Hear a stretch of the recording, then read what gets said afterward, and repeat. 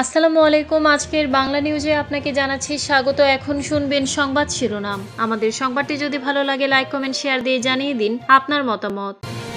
এই মুহূর্তে আওয়ামী লীগ কোনো রাজনৈতিক শক্তি নয় জানিয়েছেন নাহিদ। বিএনপি এনসিপি জোট হবে কিনা বলার সময় আসেনি জানিয়েছেন সালাউদ্দিন। ইসলামী ব্যাংকের সঙ্গে জামায়াতের কোনো সম্পর্ক নেই বলেছেন মিয়া গোলাম পরোয়ার। আওয়ামী লীগ 2014 সালের পর দেউলিয়া হয়ে গেছে জানিয়েছেন মাহফুজ আলম। জনগণের ভাগ্য পরিবর্তনে রাজনৈতিক ব্যক্তিদের আদর্শের পরিবর্তন জরুরি জানিয়েছেন মুফতি সৈয়দ মোহাম্মদ ফয়জুল করিম। যুব শক্তিকে জাতীয় শক্তির হাতিয়ারে পরিণত করবে বিএনপি জানিয়েছেন প্রিন্স। খালেদা জিয়াকে আপসহীন নেত্রী উল্লেখ করে স্মৃতিচারণ করলেন সাদিক কায়েম। আসিফ নজরুলকে নিয়ে বিস্ফোরক মন্তব্য নাসিরউদ্দিন পাটোয়ারির। এই মুহূর্তে আওয়ামী লীগ কোনো রাজনৈতিক শক্তি নয় জানিয়েছেন নাহিদ। আগামী সংসদ নির্বাচনে তত্ত্বাবধায়ক সরকার আনার সুযোগ নেই বলে মন্তব্য করেছেন জাতীয় নাগরিক পার্টির এনসিপি আহ্বায়ক নাহিদ ইসলাম। বলেছেন, তত্ত্বাবধায়ক সরকার এই মুহূর্তে ফিরিয়ে আনার সুযোগ নেই। আমরা বিচার বিভাগকে এই তত্ত্বাবধায়ক সরকারের জায়গায় টেনে আনতে চাই না। এর নানা ক্ষতিকর দিক আমরা অতীতে দেখেছি। মঙ্গলবার দুপুরে রাজশাহী পর্যটন মোটেলে সাংবাদিকদের এ কথা বলেন তিনি। নাহিদ ইসলাম বলেন, এটা ঐক্যমত্য কমিশনের বিষয়ে, যেহেতু এটা গণভোটে গেলে চূড়ান্ত হবে।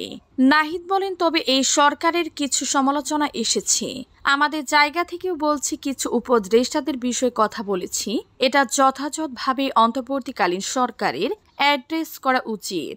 সরকারের সেই নিরপেক্ষতা নিশ্চিত করা উচিত। এর জন্য নিরপেক্ষতা বজায় রাখতে উপদেষ্টা পরিষদে কোনো রদ বদলের প্রয়োজন হলে সরকার করতে পারে। এনসিপিকে শাপলা প্রতীক না দেয়া প্রসঙ্গে নাহিদ ইসলাম বলেন, শাপলা না দেওয়ার বিষয়টা নির্বাচন কমিশনের একটা স্বেচ্ছাচারিতা। কারণ নির্বাচন কমিশন যদি কোনো ধরনের ব্যাখ্যা ছাড়া একটা বিষয় চাপিয়ে দিতে চায়, আমরা ধরে নিব নির্বাচন কমিশন অন্য কোনো শক্তির দ্বারা পরিচালিত হচ্ছে। এই নির্বাচন কমিশন স্বাধীন নয়, ন্যায় বিচার করতে সক্ষম নয়। বিএনপি এনসিপি জোট হবে কিনা বলার সময় আসেনি জানিয়েছেন সালাউদ্দিন।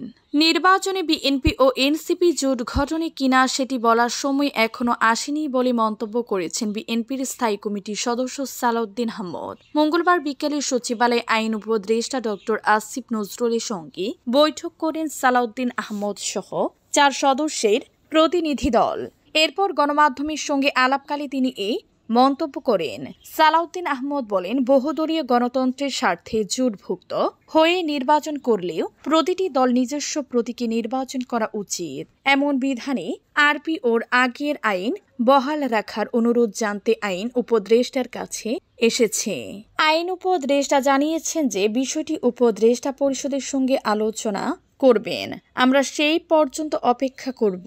তিনি বলেন, ঐক্যমত্য কমিশন আজকে তাদের প্রতিবেদন প্রধান উপদেষ্টার কাছে জমা দেওয়ায় ধন্যবাদ জানাচ্ছি। তবে এই প্রতিবেদনে কিছু অনৈতিক তৈরি হয়েছে, যার সঙ্গে একমত নয় বিএনপি।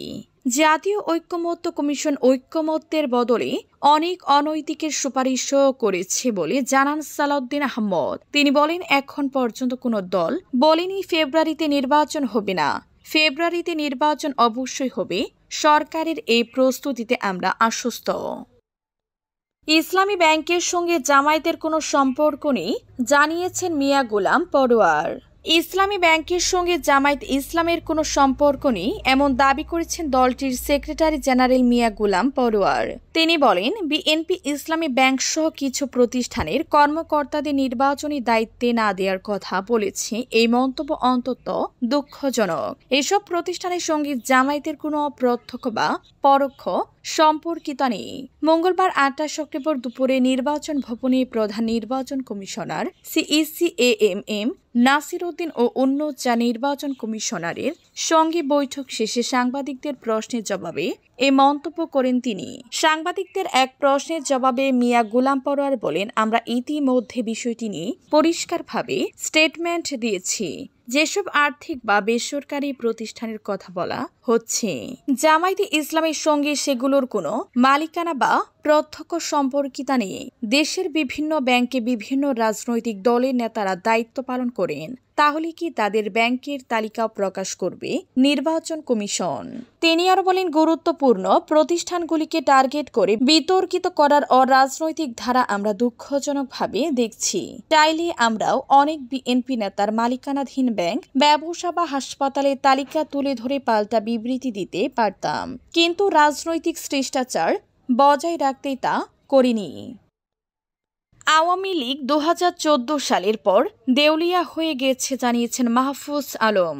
তথ্য ও সম্প্রচার উপদেষ্টা মোহাম্মদ মাহফুজ আলম বলেছেন, আওয়ামী লীগ 2014 সালের পর দেউলিয়া হয়ে গেছে। মঙ্গলবার 28 অক্টোবর রাজধানীর একটি হোটেলে বইয়ের মোড়ক উন্মোচন অনুষ্ঠানে বিশেষ অতিথির বক্তব্যে উপদেষ্টা বলেন, আওয়ামী লীগের সাংগঠনিক আকার থাকা সত্ত্বেও অভ্যন্তরীণ কার্যকারিতা বিঘ্নিত হয়েছে। তিনি বলেন, জুলাই গণ অভ্যুত্থান সংস্কারের জন্য একটি সুবর্ণ সুযোগ এনে দিয়েছে। তবে তিনি জোর দিয়ে বলেন, পরবর্তী প্রশাসন 1990 সালে রাজনৈতিক পরিবর্তনের পরে এবং সেনা সমর্থিত তত্ত্বাবধায়ক শাসনামলে ব্যাপক পরিবর্তনের প্রতিশ্রুতি দিয়েছে এবং চেষ্টা করেছে। তথ্য উপদেষ্টা বলেন, আজকের মূল বিষয় কেবল ভালো নীতি বাস্তবায়ন করা নয়, বরং বিদ্যমান কাঠামোগত সমস্যাগুলো সমাধান করা। তিনি বলেন, রাজনৈতিক লক্ষ্য মানে কেবল সংস্কার বা প্রতিষ্ঠানের নাম বা পদবি পরিবর্তন করা নয়, বরং এর উদ্দেশ্য হল ব্যবস্থার বিলুপ্তি এবং একটি নতুন রাজনৈতিক ব্যবস্থা তৈরি করা। তিনি আরো বলেন, এই অ্যাপ্রোচটি ইচ্ছাকৃতভাবে একদফা দাবির সঙ্গে একীভূত করা হয়েছিল। তথ্য উপদেষ্টা বলেন, জুলাইয়ের আলোচনার সময় কেবল হাসিনার পতনই নয়, বরং রাজনীতির নির্দিষ্ট পরিভাষা দাবি করা হয়েছিল। জনগণের ভাগ্য পরিবর্তন, রাজনৈতিক ব্যক্তিদের আদর্শের পরিবর্তন জরুরি। ইসলামী আন্দোলন বাংলাদেশের সিনিয়র নায়েবে আমির মুফতি সৈয়দ মোহাম্মদ ফয়জুল করিম বলেছেন, দেশের মানুষের ভাগ্য পরিবর্তনের জন্য রাজনৈতিক ব্যক্তিদের নীতি ও আদর্শের পরিবর্তন জরুরি। 1947 সালের পর থেকে বিভিন্ন রাজনৈতিক দল ক্ষমতায় এসেছে, কেউই মানুষের ভাগ্যের পরিবর্তন আনতে পারেনি। 1971 সালের স্বাধীনতার পর থেকেও যারা ক্ষমতায় এসেছে তারাও বৈষম্য দূর করতে ব্যর্থ হয়েছে। শুধু দল বা নেতার পরিবর্তনে নয়, আদর্শের পরিবর্তনেই দেশে শান্তি আসতে পারে।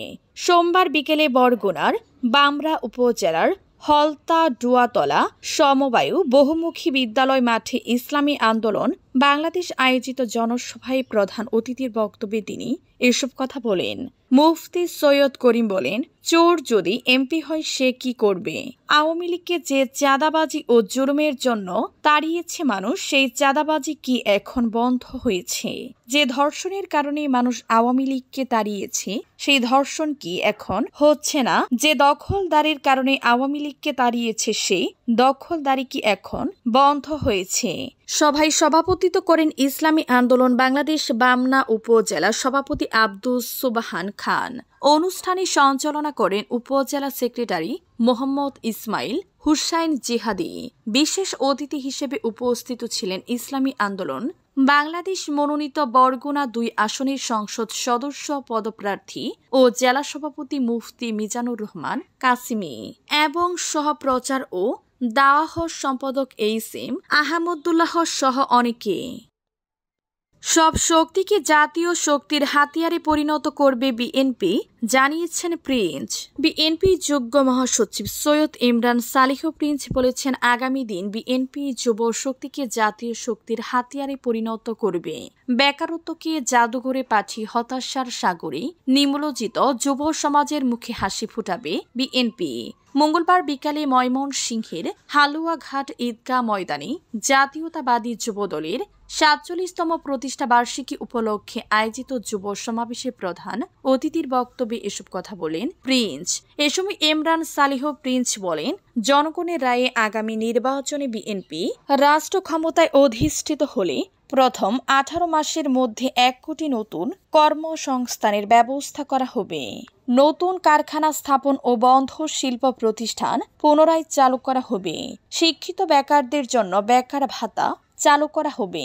তিনি যুব সমাজের প্রতি বিএনপির ভারপ্রাপ্ত চেয়ারম্যান তারেক রহমানের প্রতি আস্থা রেখে ধানের শীষে ভোট দেওয়ার আহ্বান জানান।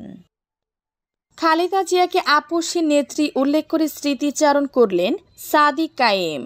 বিএনপি চেয়ারপারসন বেগম খালেদা জিয়াকে আপসী নেত্রী বলে উল্লেখ করে শেখ হাসিনা আমলের দুঃশাসনের স্মৃতিচারণ করলেন ডাকসু ডিপি সাদিক কায়েম। এ সময় তিনি ইতিহাস থেকে শিক্ষা নেওয়ার আহ্বানও জানান।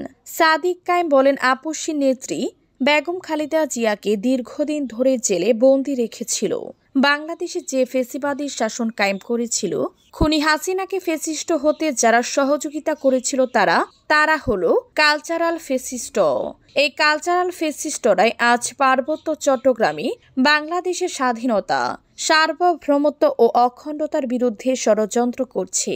পার্বত্য চট্টগ্রামের অখণ্ডতা রক্ষায় গুরুত্বপূর্ণ ভূমিকা রেখেছিলেন শহীদ প্রেসিডেন্ট জিয়া রহমান ও বেগম খালেদা জিয়া। কিন্তু এই কালচারাল ফেসিস্টরাই সে অর্জন নষ্ট করার জন্য নানা চক্রান্ত করছে। আমাদের এই শত্রুদের চিনতে হবে।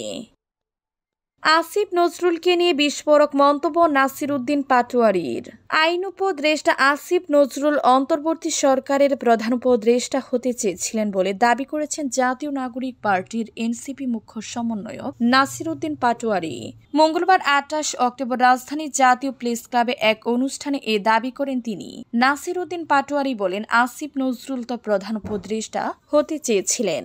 এখন দেখি উনি আসলে বাংলাদেশের মানুষের প্রয়োজনটা কতটুকু পূরণ করে দিতে পারেন। শহীদ মিনারে গণ অভ্যুত্থানে আহতদের পরিবারের সামনে জুলাই সনদে স্বাক্ষর করতে হবে উল্লেখ করে প্রধান উপদেষ্টা ডক্টর ইউনূসের উদ্দেশ্যে এনসিপির এই মুখ্য সমন্বয়ক বলেন, সকল শহীদ ফ্যামিলিকে ডাকবেন, ডেকে তাদেরকে বলবেন, তোমাদের রক্তের উপরে আমি বসেছিলাম।